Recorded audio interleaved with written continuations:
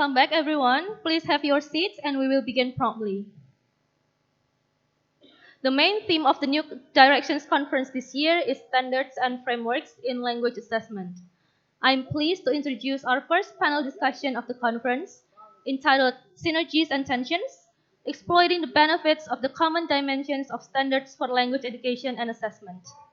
Let's welcome to the stage the panel, the chair of the discussion, Dr. Jamie Dunlea, Assessment Research Group Manager and Senior Researcher at the British Council, and our panelists, Anindito Aditomo, PhD, Head of Agency for Standardization, Curriculum and Assessment in Education, Ministry of Education, Culture, Research and Technology, Republic of Indonesia, Dr. Neus Figueras Casanovas, from the Ministry of Education, Catalonia, Spain, Professor Negishi Masashi, Professor at Tokyo University of Foreign Studies, Japan, Dr. Nick Saville, Director of Thought Leadership for Cambridge English, and the elected Secretary General of the Association of the Language Testers in Europe. Dr. Jamie Dunlea, over to you.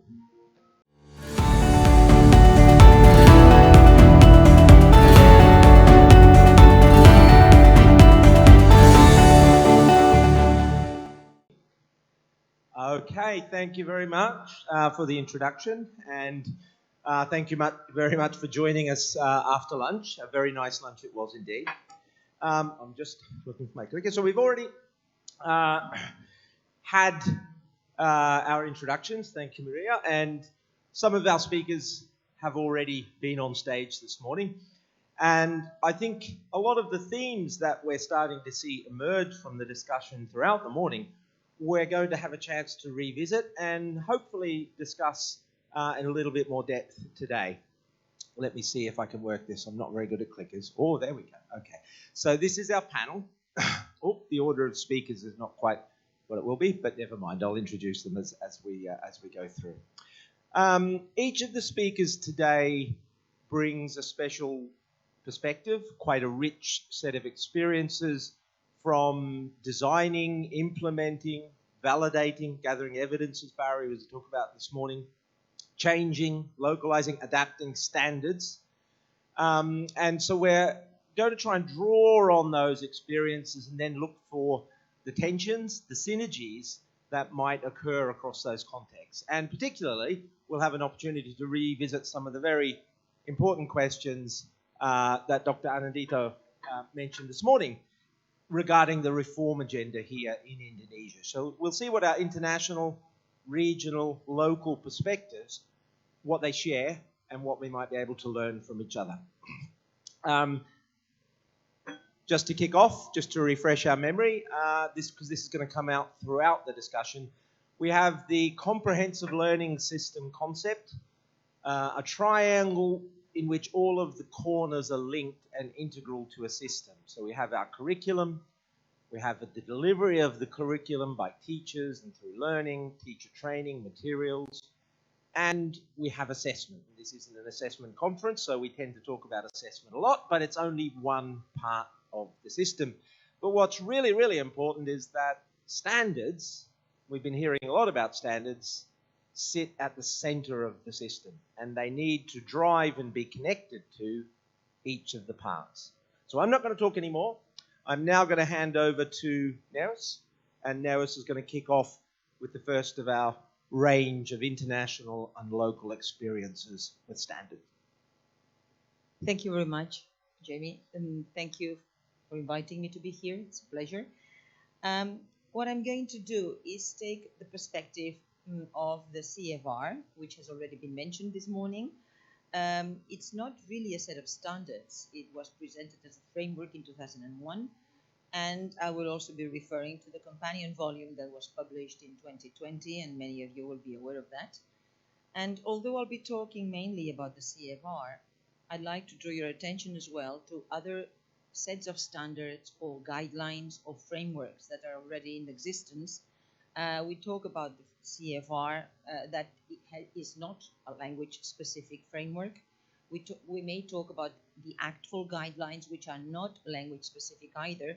But then we have the Canadian benchmarks, the Chinese standards for English, the CFRJ, which were originally developed for English and many more that I am not aware of, but which could very easily replace that circle that Jamie placed in the triangle, at the center of the triangle.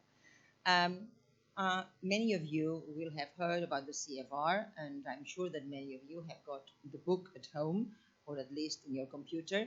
But I would like to draw your attention to the fact that the Council of Europe, which is not the European Union, was set off to improve the quality of communication among Europeans of different languages and different cultural backgrounds. So that's why the CFR is not based on one language only, and it's not meant to be useful for English only. The CFR is meant to cater for all the languages at the time spoken in Europe, although it's been used throughout the world these days.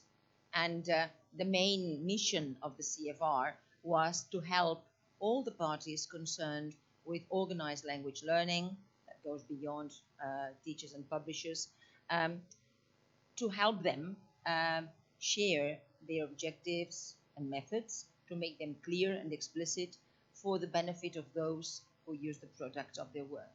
So the Council of Europe was very aware of the fact that stakeholders are very important in any language education endeavor. The summary of the CFR could be that there's a horizontal approach, the action-oriented approach, how languages are taught, how languages are spoken, how languages are learned, and what does it mean to learn a language. And then there's the vertical approach, which categorizes this level of proficiency from A1 to C2. The levels have already been mentioned today. The idea was to improve transparency, comparability, and stimulate discussion in terms of progress. This is the inverted cone that is usually used to illustrate the different levels of the CFR. The higher you get in the process, the more things you do in the language, and the better your language can work for you. And the objectives of the CFR were to plan language learning programs, language certification, self-directed learning, and taking into consideration what a person can do in the language, how well this can be done under the which circumstances. All this is known facts, but I thought it would make sense to repeat them because this is basically at the core of language education. How useful has it been so far? I come from Spain and I can talk about the situation in Spain, but because of my involvement with the Council of Europe, I can also talk about the situation in other parts of the world. When the CFR was published, we started talking about, is my B1 like your B1? We were obsessed in 2001 up until 2010 about, is my B1 your B1? We were very worried about equating and equivalences. With time, we worked towards thinking of, I think that it's better to describe what I'm doing and why I'm doing it. What Professor O'Sullivan was referring to this morning about validation and evidence. What's my B1 like? What's your B1 like? In what ways are they similar? In what ways are they different? And we learned this via the process of adopting it, adapting it, and aligning our systems to the CFR, sometimes doing big adaptations, sometimes smaller adaptations. That's something that's been brought up today as well. And in any case, the CFR received a huge success. It was translated into 43 languages. It was most adopted in assessment. 2 months after its publication, a lot of exams, a lot of textbooks already said, this is a B1 textbook, this is a B1 exam, etc. And policymakers were also very happy to be able to label what level students or learners should leave school at, what level they should enter university, etc. But the real fact is that users vary across countries, across contexts, and in learning and teaching, that is the classroom, there's not evidence that the CFR has been put into practice in all its power and abilities. Users are often claimed at the macro level, rather than in the classroom. They're espoused. Everybody talks about the B1, the C1, and the CFR, but really teaching and training practices are not always in concordance with what the CFR recommends. And there's some aspects which have been used quite well, but there's some aspects which have still to be used properly. That's why the Council of Europe published a recommendation asking ministries of education to read the framework properly and to pay attention to all the recommendations and all the suggestions, and also published a companion volume that would expand what could not be included in 2001, and also include aspects that would be more useful for L1 teachers and also for primary and secondary school teachers. The issue now is, although there seems to be some synergy agreement at the macro level in that the CFR is a global standard that may be useful, that can be common, that to a certain, I've written down a question mark in new, because not everything in the CFR is new, and not everything in the companion volume is new. This seems to be used as a set standards. The vertical dimension seems to be mostly accepted. It's been very much used in policy, and it's very much used in a top-down fashion. The tensions that we need to pay attention to, perhaps, is how to adapt it locally, how to adapt it to diverse needs, how to adapt it to existing curricula. I wrote down old, but I'd rather use Barry's term existing. How standards are different or similar to objectives, how far we're looking after the horizontal, what it means to learn a language, and I think that Nick's going to talk about that later, than about only the levels. How far policy materializes in the classrooms, and how far practitioners really pay attention to what the policies say. And we're back to the transfer from adoption to adaptation, and how far can we be good at aligning our practices to our standards. Finish.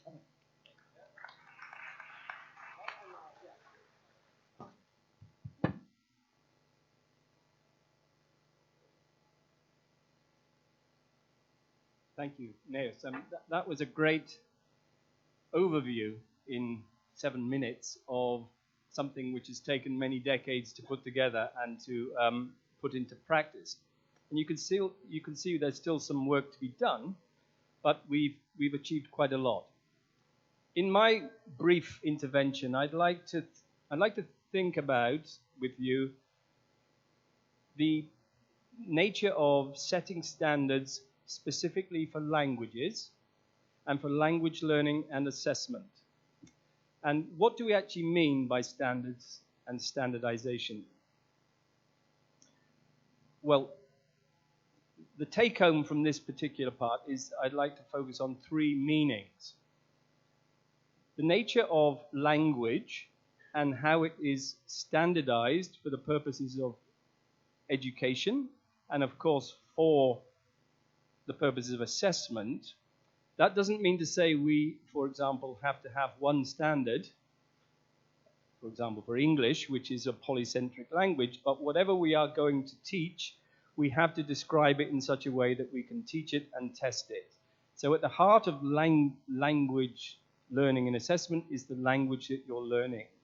And of course, the language you're learning could be one which is your local language. It could be one of many languages that are existing in your country, like in Indonesia, or it could be a language like English, which is, or specifically English, which is a lingua franca. That's the first thing. The second is the standards of achievement that we want to set, which is where we come in with the CFR, for example. And then something perhaps which we need to think about, and I think it picks up points made by Barry earlier, professional standards, how we go about teaching, but in our case, particularly how we do assessment in such a way that when we're making claims about levels or levels of achievement, that they're valid and reliable. I put this point in red at the bottom. These are not separate. So this is system thinking. It's about how the things relate to each other. So the first is which variety is to be learned and assessed. You have to think if you're thinking plurilingually, some languages are not fully described in such a way that they can be taught. So a few decades ago, in the context of ALTE, people were introducing into schooling languages which hadn't been taught or learned traditionally. For example, Slovene, which is a language used in Slovenia, was being taught in higher education. The people teaching it had to produce grammar books and vocabularies and tests based on the CFR in order for that to work in their context. So we do need to think about this. And this is the language part, I think, that Barry also called out. Is language, setting standards for language, different because of the nature of language than setting standards for other curriculum subjects? That's a question we could pick up later. The second is the one which we're familiar with, which is the meaning related to outcomes of learning, the proficiency level, in our case, that policymakers set as the learning goal, either as an aspiration or in some other way, but it's related to curriculum, syllabus, and so forth. But also in that context, and I think we've had this called out, the level that's taught in school has to be available for people outside of school. That is, it has to represent in some way an achievement which provides learners with the communicative language ability. And this, of course, is at the core of the CFR, which implements a so-called action-oriented approach. And I think you had very small, but it was on one of your slides, the idea of a plurilingual competence. So the communicative ability is not one language or another, it's a range of language skills which are acquired in school and on a lifelong basis. So that's the CFR. The third point, I think, which is specific to my presentation, is the nature of standards when understood as professional standards. These are related to the quality and the quality of education generally, and this is why you have standards agencies.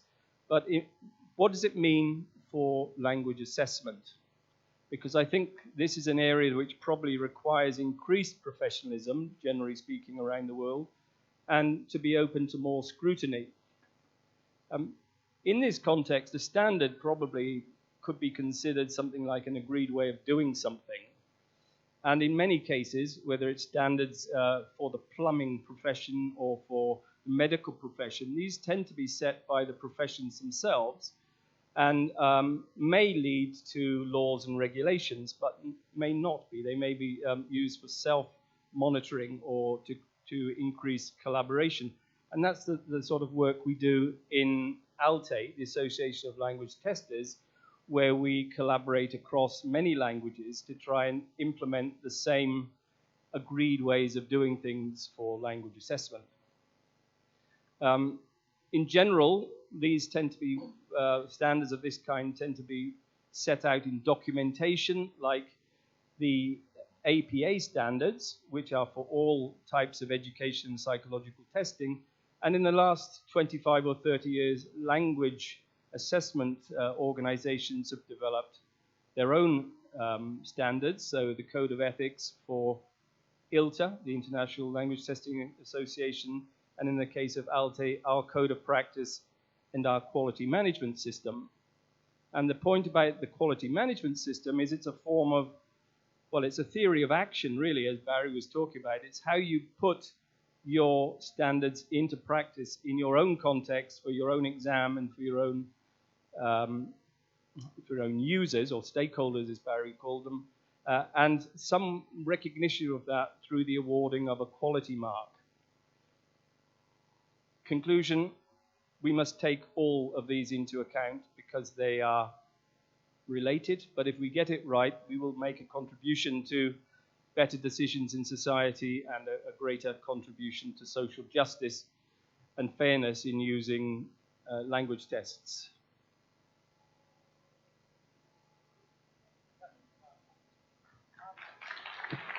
Thank you, Nick. We had one other speaker who wasn't able to make it in time. He may still join us for the discussion at the end, but he may not be available. So we're going to move on now to Masashi, who's going to talk to us about the CFRJ experience in Japan. Thank you again. Okay. So can you hear me? Okay. Hello again. Okay, I'll talk about our CFRJ project. Yeah. This is my part. Okay. The missing piece in the learning system in Japan. Okay, I'll talk about the CFRJ project. Okay, our project started in 2004. Initially, we were trying to develop a comprehensive framework for English language teaching from scratch, based on our findings of second language acquisition research. But we did not know how to achieve this. However, an encounter with the CEFR changed the situation completely. Our research project started to evolve around the CEFR with the decision to adapt the original CEFR to English language education in Japan. Because of this decision, we can align our framework with the CEFR. In this respect, there is no tension between local and global uses. In 2012, we released the first version of the CFRJ in English and in Japanese. And the CFRJ at this stage was a collection of scaled can-do descriptors designed to fit into English language education in Japan. From 2012 to 2016, CEFRJ reference level description projects were conducted. These are the tools we developed, and they consist elements of delivery.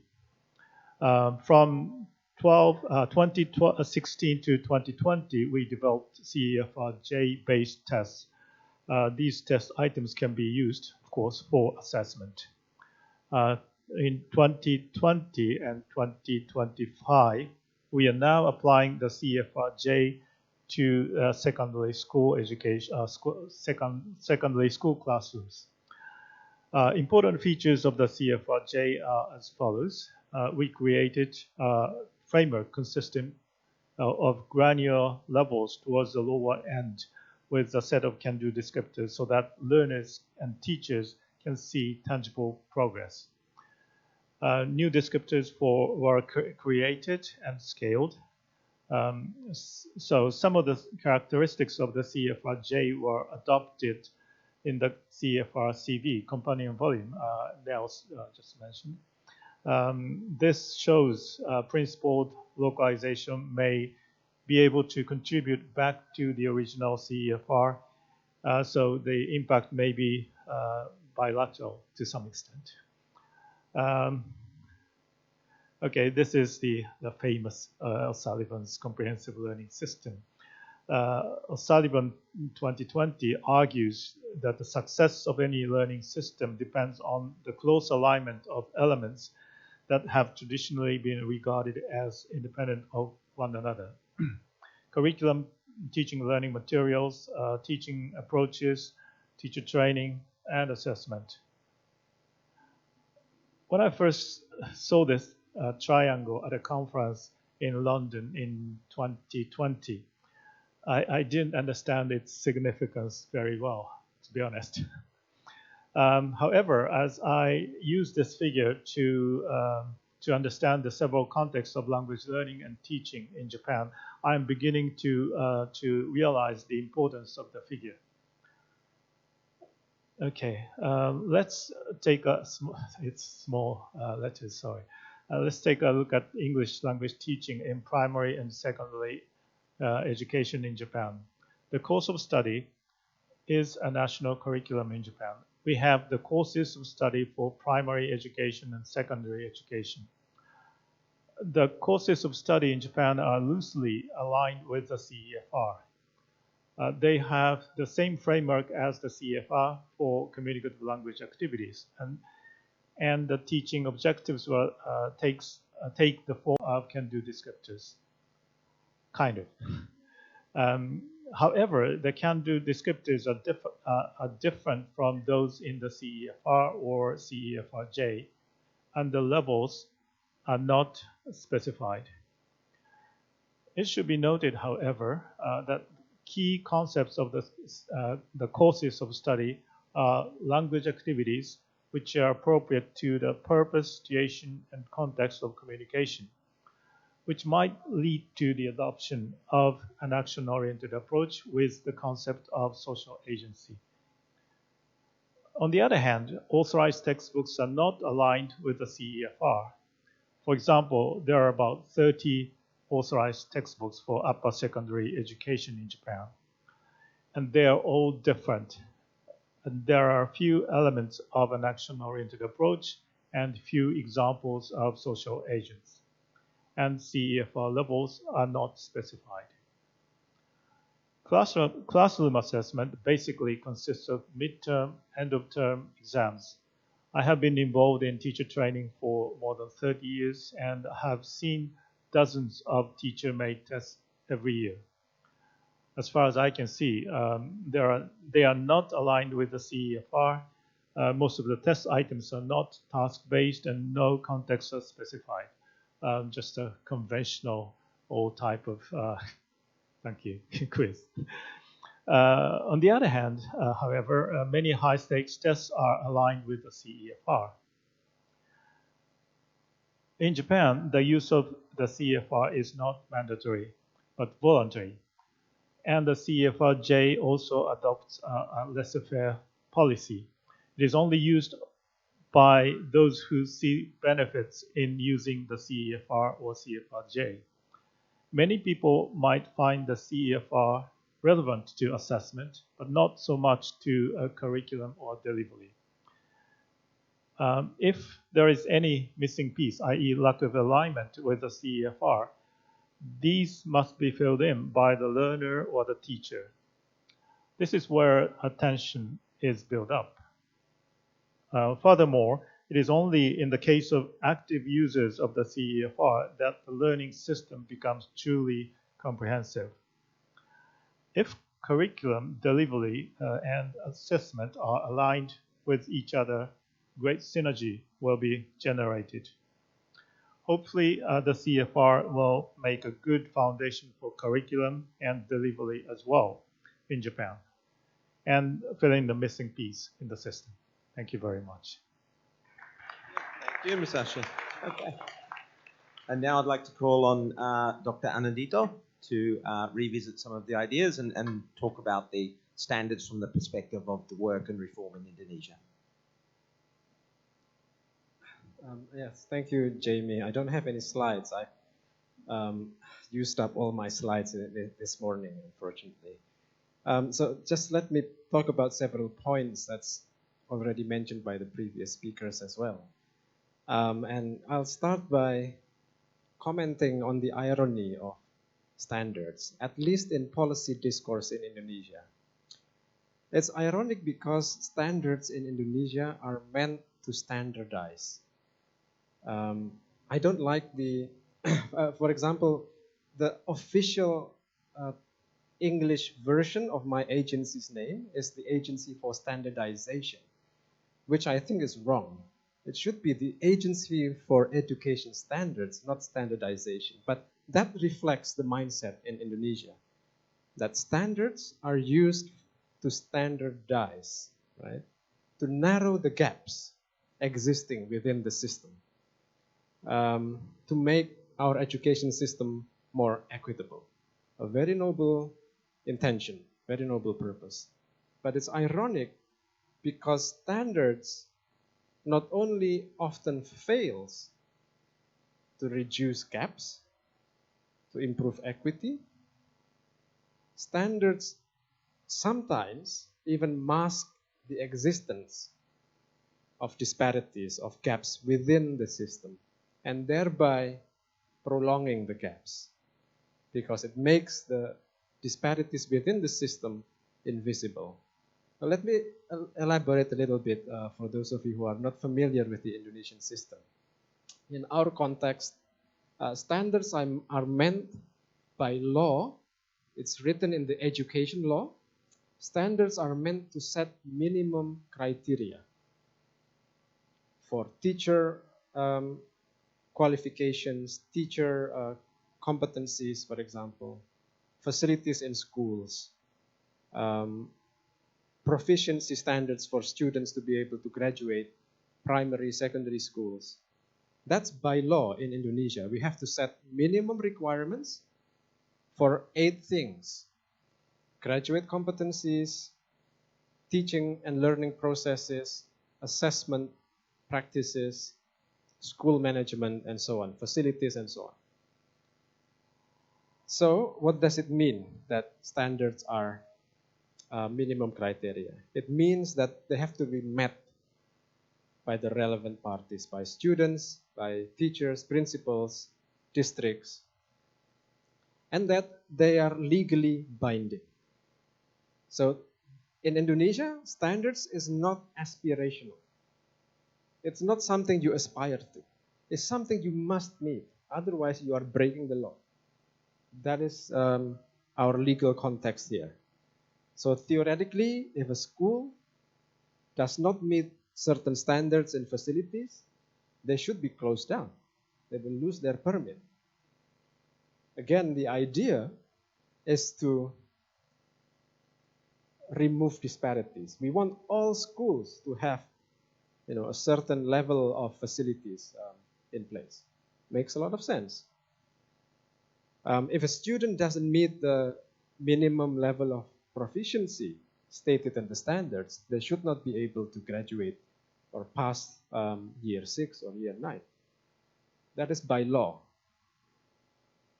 But of course, very few schools get closed down because they don't meet certain standards. Not many, maybe very, very few students don't graduate because they don't meet the proficiency standards.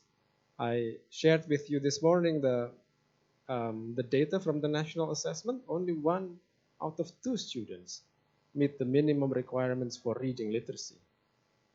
So if we are to enforce the standards strictly, then we will have half of our students not graduating from primary school. Doesn't make any sense. So we let them graduate.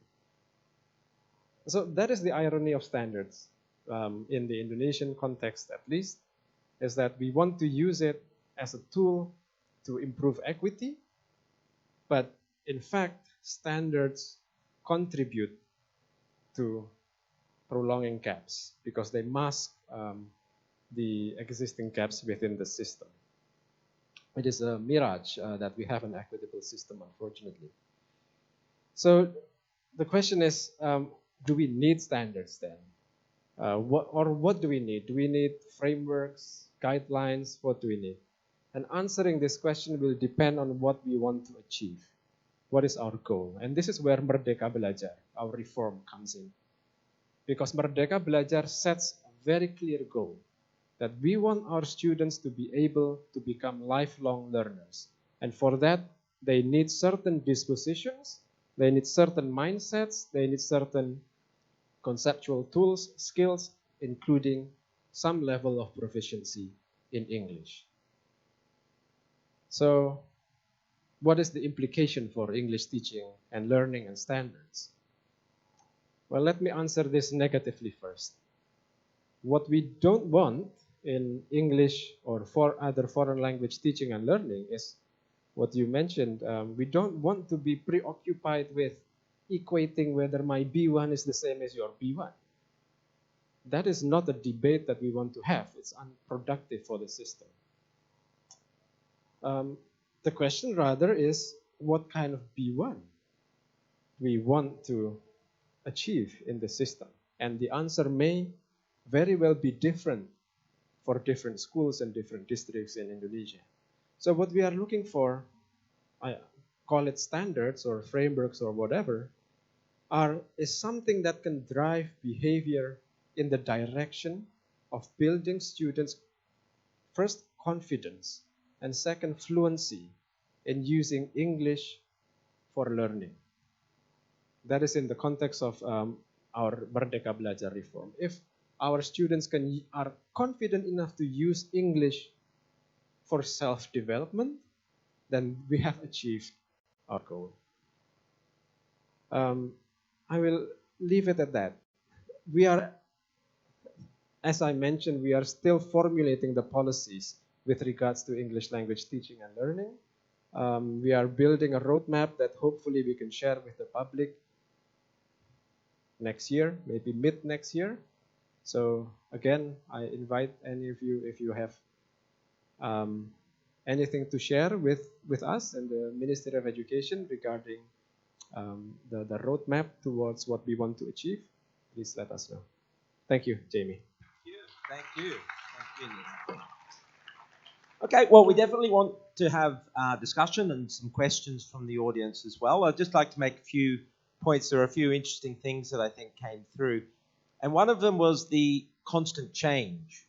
And I think, Masashi, you mentioned earlier this morning about how it'll probably keep changing and keep validating.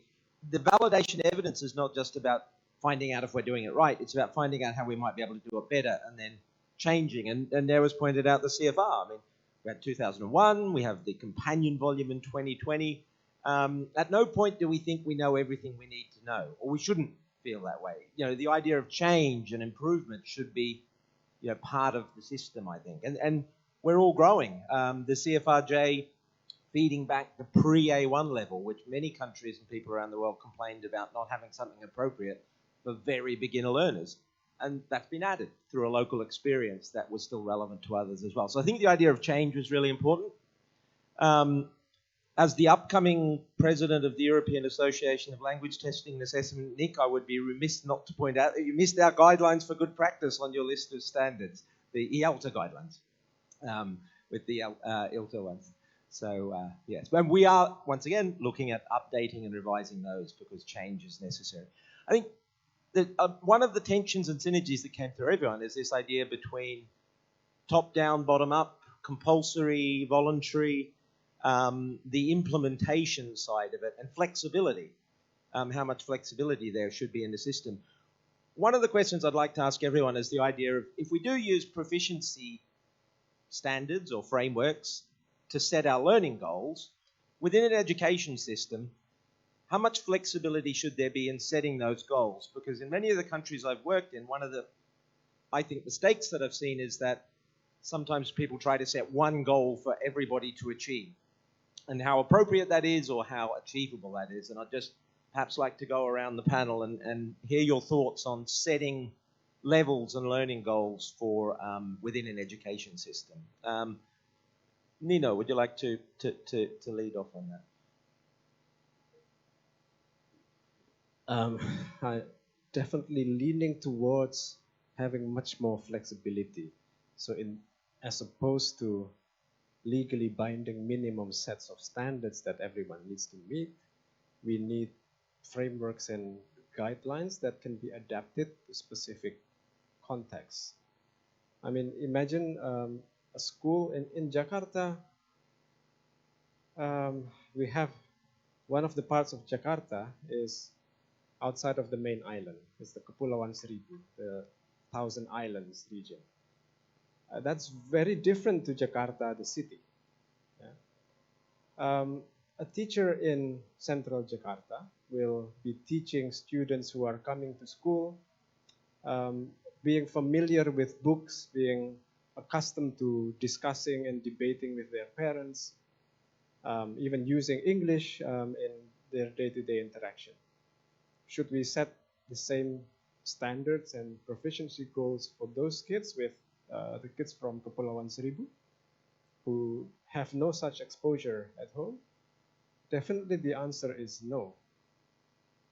But that leaves the question of, again, disparity. That is the tension here.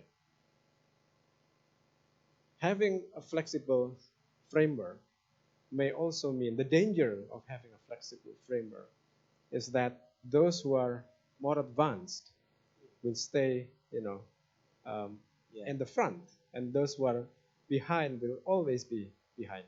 Disparity accepted rather than challenged is the danger. Yeah. Masashi, would you like to give your thoughts on setting the goals? Can you hear us? Me? Okay, thank you. Of course, one standard for everybody is unrealistic, and it's not desirable, I think. And I'd like to just introduce the concept of profiling in the CFR or CFR-CV. We have different needs. So, for example, in my case, I'm still learning French, and I don't have to read anymore. So basically, I'd like to communicate with the French people orally, just speak and listen would be enough. So I maybe have to be at B1 in speaking and listening, but maybe A1 or A2 in reading and listening, reading and writing. But when it comes to the high-stakes tests like entrance exams, it's a different story. Well, maybe we can change the entrance exam systems. But in Japan, we have defined capacity for one department. So we have to take all the candidates up to that number. So, maybe candidates might argue that I don't have to speak, but we want someone who can speak English. So this kind of decision is very difficult to make, I think. Okay. Thank you, Nick. What are your thoughts? Well, my thoughts on this are that's why we need a common framework of reference to refer to, not to have something which is imposed upon us, right? We're in an era which is sometimes characterized now as Industry 5, which is the era of industry and activities which are entirely person-centric, which take into account diversity and sustainability of what we're doing. So in our case, it's putting the learner and learning at the center, and then finding ways through education to support the learning of languages across the lifespan. So starting in school in order to create the right dispositions and approaches to it, and then finding ways to accredit success or to provide feedback which will support further learning. So increasingly integrating learning and assessment, increasingly using assessment for formative purposes and not simply for high-stakes accreditation.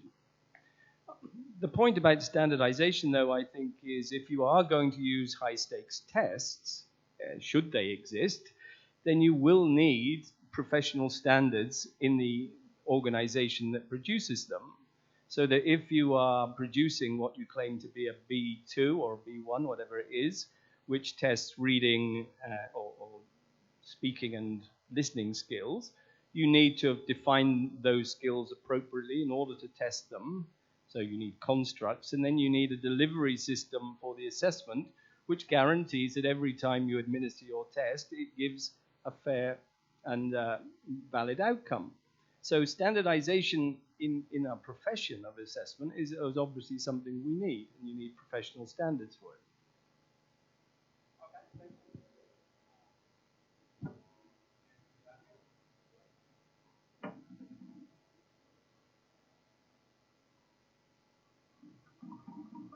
Can you hear me? Yeah.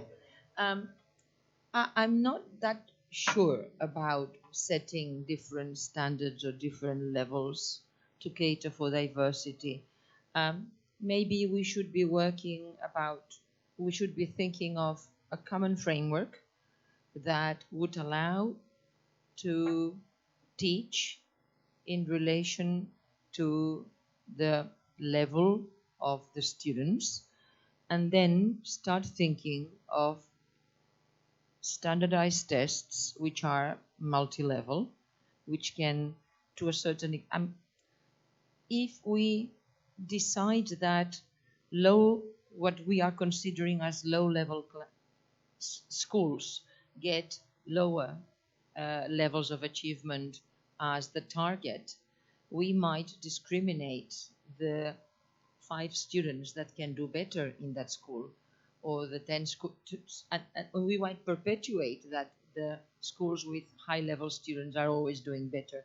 So I think that we should, crack the code and think of some ways of perhaps going back to the minimum standards, but at the same time, when assessing what the students know, thinking of being able to say at what level we worry sometimes a lot about fulfilling minimum standards and not giving value to those who have gone much beyond the standards. So we should try and find a way of marrying both. Okay, thank you, everybody. So what I would like to do now is open up for open discussion. And our 5th panelist has been able to join us. So Dr. Subhan, Zein, if you'd like to join us for the Q&A. And I'd like to open up for the discussion. We have microphones for the audience to be able to ask any questions. Yeah, if you'd want to take a couple of mics from here.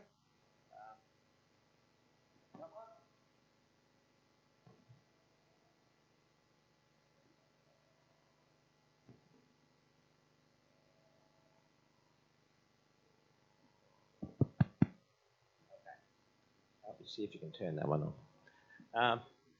Okay, so please, if you'd like to put your hand up, if you would like to ask a question for clarification or even a challenge. Yes, we've got a question at the back there.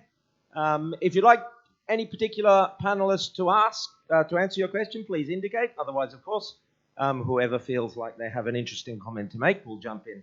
I'm not sure it should be addressed to any particular panelist, but it's triggered by what Nick was talking about, the 3 aspects of standardization, one of which was standardization of languages, which are extremely essential for standardization of assessment. But our classrooms are not just multilingual, but also multi-dialectal. And when a single language, which is taken as the basis of assessment, exists in multiple dialects, and then we define proficiency for assessment in terms of particular dialects, how does it affect our overall framework of assessment, and whether any standardization should take into account and address this kind of diversity? Okay, thank you very much. Well, I'd like to open that up to the panel for anyone who feels like they'd like to comment. Yeah. There's a microphone there if you want to see if that one works. Yep. I would like to share the findings of my research, English as a subject in basic education in ASEAN.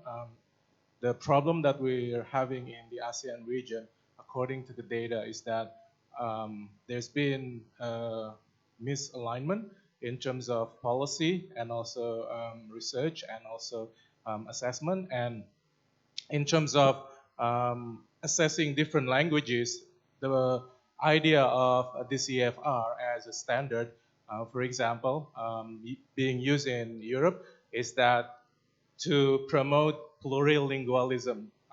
And many countries in Europe has been able to do that as a standard. So they want to promote English, Spanish, Dutch, and other languages. However, in ASEAN, what seems to be happening is that the idea of using CFR being implemented in Thailand, Vietnam, and Malaysia is only for the promotion of English by neglecting the national languages as well as the indigenous languages. So it has become very much problematic at the moment. And one of my criticism of the CFR is that it is absent in terms of promoting translanguaging. So if you are familiar with the concept of translanguaging, it is the idea of employing different features of different languages in one linguistic repertoire. But it is becoming very difficult when we are only aiming for one for the proficiency of one language as it is happening in the CFR as well as other standardized assessment. Okay, thank you. So the idea of focusing on only one language, English, is problematic. And I think to get back to the question, though, it's not just about having multiple languages, but you're talking about even multiple dialects and how feasible it is to develop and apply our standards across all of that diversity in a classroom, I think is... Okay.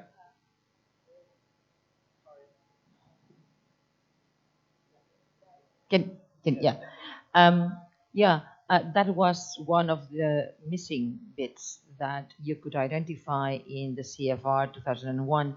It's not that it was a missing bit, it was that it was not explicitly said that translanguaging was something to take into consideration, although Nick has already hinted at the fact that the CFR contemplates language proficiency as an overall competency. Language proficiency is understood as the collection of all the proficiencies that you have in all the languages that are in your repertoire.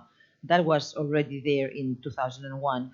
But in the 2020 companion volume, the idea of translanguaging has become more explicit. There's explicit scales on using intercultural and interlinguistic domains and commands of language.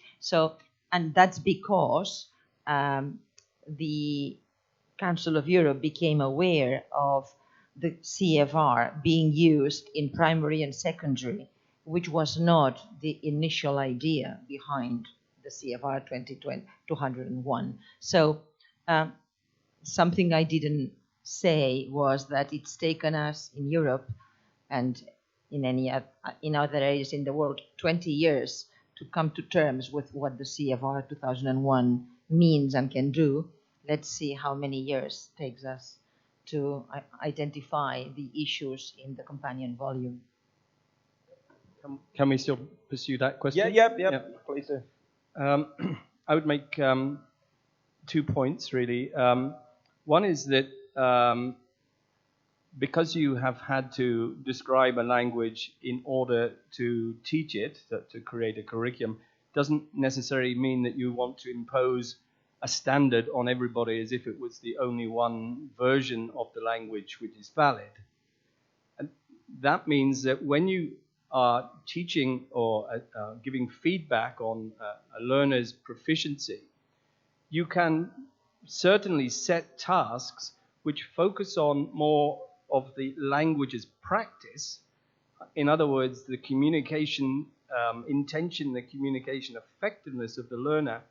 And it's no longer necessary, and perhaps it was wrong in the past, to focus on specific microcosms of the language, like the vocabulary and the grammar, and to particularly feedback on, no, this is wrong, this is right.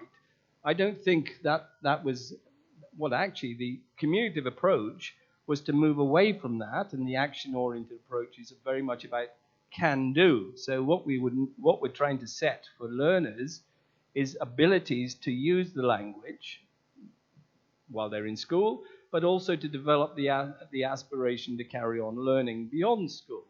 So it's taking a mindset towards communication, and some of the best reform innovations in Europe now have something which they call 3 languages in schooling, which is about using languages in a sort of cross the school approach, where the child comes to school with her home language, and there may be many of them.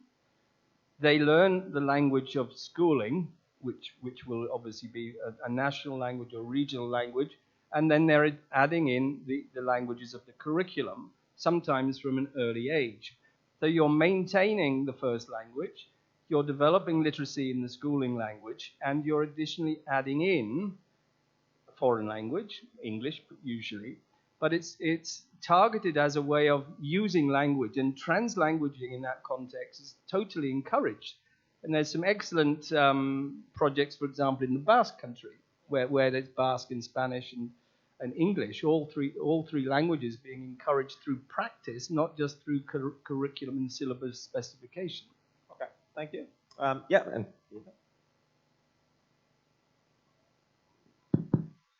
yeah, thank you for the question. I would like to use that question as a segue to highlight the dangers of using standardized assessments to drive teaching and learning behavior. I'm an assessment person, academically speaking, so I really believe in the power of using assessments to drive what teachers do and how students learn.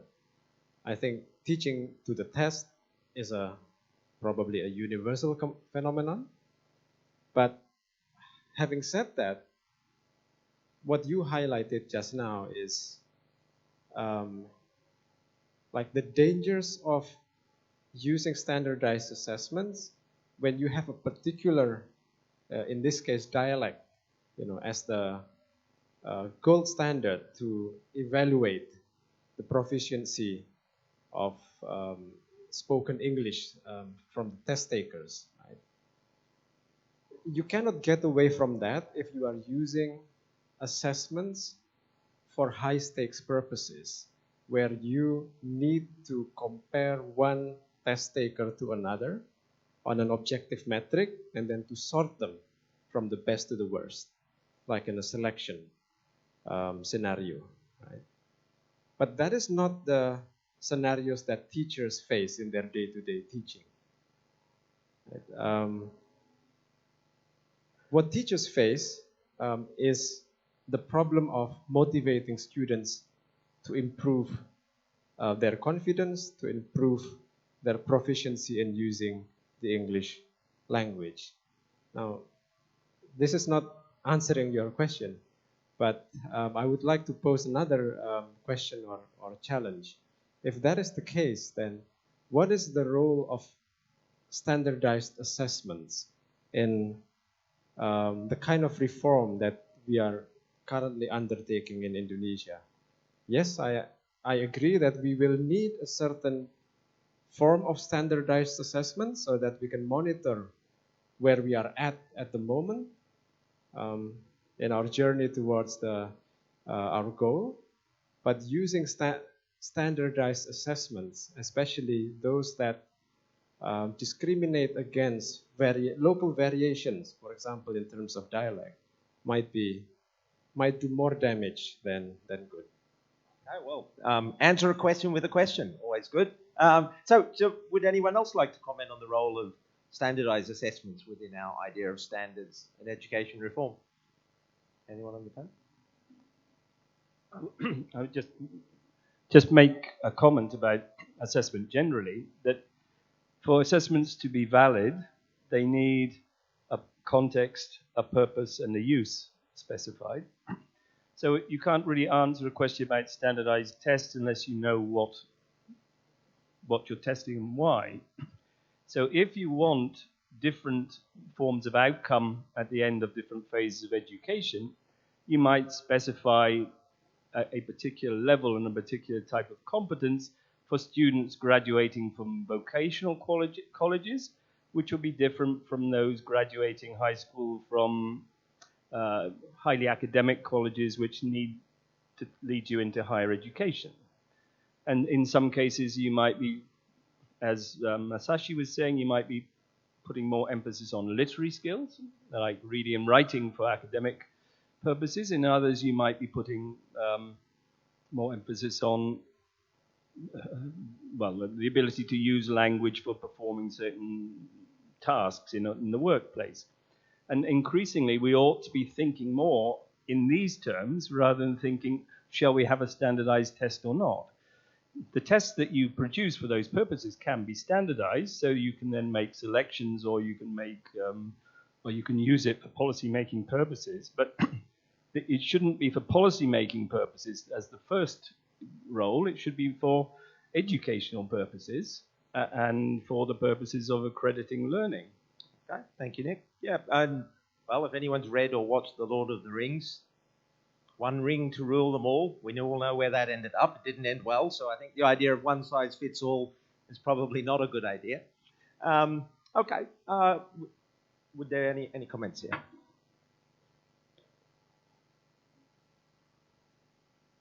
Do we have a microphone? Yep. Okay. Thank you. Ed Fermin from Manila, the Philippines. I very much like what has been articulated about the purpose of standardization. It's not really ultimately for policy making, because if that were the case, I think what's happening with the issuance of international tests, which are standardized to some extent, the predisposition of many nation states right now, our ministries of education, is in effect to teach to the test, which I think is going to do more harm than helping our students. So I guess this is more of a reaction that we need to look at standardized examinations as pathways by which we can determine how near or far students are in terms of globally accepted norms, with the goal of specifying or determining the extent to which our provisions for learning are aligned or relevant given those international norms. The globalized education ecosystem is there to tell us that there are expectations, sure, but to bring back to the consciousness that there are local realities that we need to contend with, and I think this is circling back to the morning session, is an imperative that is critical for all of us in the education sector. So on the one hand, we try to speak a similar language of how we look at competencies and outcomes in education. That's the function of these standardized tests. But eventually, it should also prompt us towards determining the quality, the relevance, the sustainability, and the accessibility of learning design and delivery provisions at each jurisdiction or each state, because that will account for the narrative behind the numbers that standardized tests generate. Just my quick thought. And of course, I think what Nick's pointing out too, standardized could be just standardized within a school. It doesn't have to be standardized as in a globally standardized test, just as long as if we're going to administer what should be the same assessment even within our same school, we want to standardize that across our classrooms, across our teachers, for instance. So standardize itself can have a lot of flex, I think. But one thing that came out from this, I think, is we're talking about assessment. And remember, assessment is only one part of our triangle, but this is an assessment conference. But we're talking about assessment as evidence and assessment in terms of monitoring and achieving goals.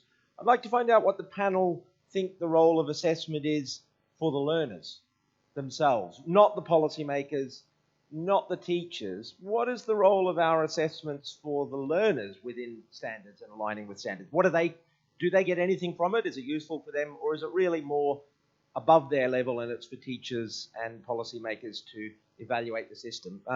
Open that up for any thoughts. Yes, Neus.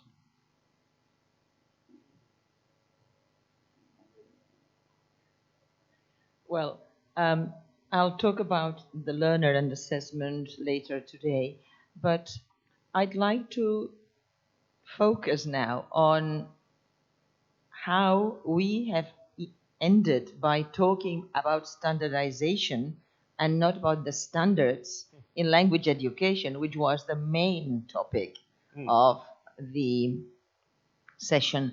And that is also very ironical, as Nino would say, because we started talking about standards in language assessment, standards in language learning, teaching, and assessment as the center of the comprehensive learning system. And standards have to be there, either if you decide that they are aspirational or compulsory, but standards need to be the core of curriculum, assessment, and implementation. And the three need to go together. And I think that we would do our learners a favor if they were able, if we managed to communicate to them in practice, not in theory telling them, but that they saw that everything makes sense, that what we do in the classroom matches what the textbook says, what the curriculum says, what the exam is going to look like.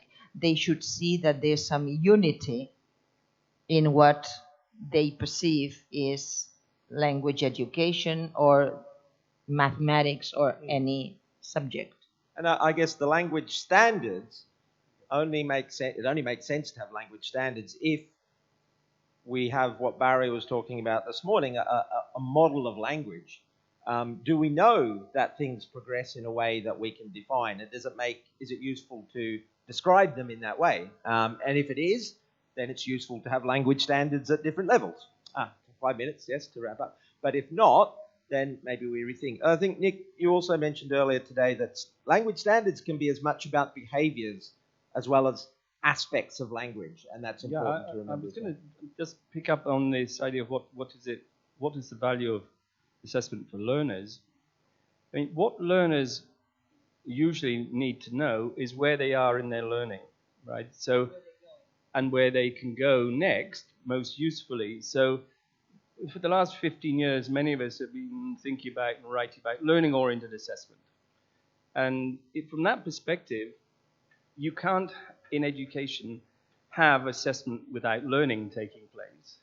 And you really don't know what is being learned, or you're not evidencing what's being learned without some forms of assessment. But we don't, in that case, we're not necessarily talking about high-stakes tests. It's become commonplace to think about assessment as for and of learning. So different functions of feedback at different stages of a learning process, during the process or at the end of the process, feeding back or feeding forward. And this sort of integrated way of thinking about assessment more holistically, I think, is where we've been going in language testing particularly. I don't know whether that's true in other curriculum subjects, but certainly in language testing. Okay. But you need a framework of reference to know how to talk about what's being achieved. So I'd like to wrap up now because we are almost at the end of our time.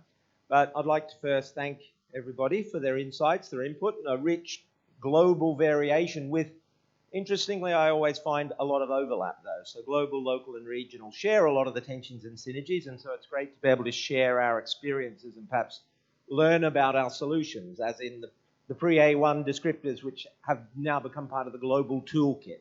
So I think we can always learn a lot from each other. But I'd just like to ask each of the panelists just for one final comment on something that they feel really stands out for them as significant, and they'd like all of our listeners to take away in relation to standards. And if we begin with Subhan, if just one quick comment from everybody, final summing up. I think a large emphasis has been placed on standardization rather than contextualization. I think both of them have to go together. So that if we're talking about language assessment, it is not only about standardized tests, it is also about how those tests can be contextualized, contextually appropriate for teaching, for learning, and also for assessment. Okay, thank you very much. Nina, would you like to make any one thought you'd like to leave us with? Well, maybe answering your question, the role of assessment for the learners. I think assessment can be and should be a very powerful tool for learning, and that our learners, most of our learners, are not getting enough benefits from the use of assessment, not only to understand where they are in their learning journey and where they can and should go, but also in experiencing assessment as a learning process itself, because assessing yourself using a rubric, for example, is a very valuable learning experience. So, yeah, absolutely. Yeah. Okay, thank you. Masashi? Okay. Just one message.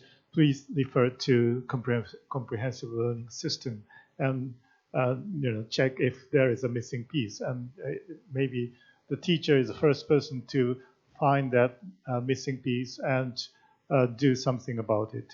So. Okay. The teacher at the center. Okay. Thank you. And Nick? Well, I would say that issues of access aside, the future of learning will be greatly facilitated by the use of technology in the next era, and that will allow us to integrate feedback and different forms of assessment much more closely with the learning activities, so the learner can actually have assessment as learning. It can be for learning, and it will also provide certification or the like of learning. Yeah, as Barry was talking about this morning, the ongoing evaluation. And Neus, would you like to wrap up with for us, please? I'd like to perhaps refer to something that's been mentioned a couple of times, which is teaching to the test.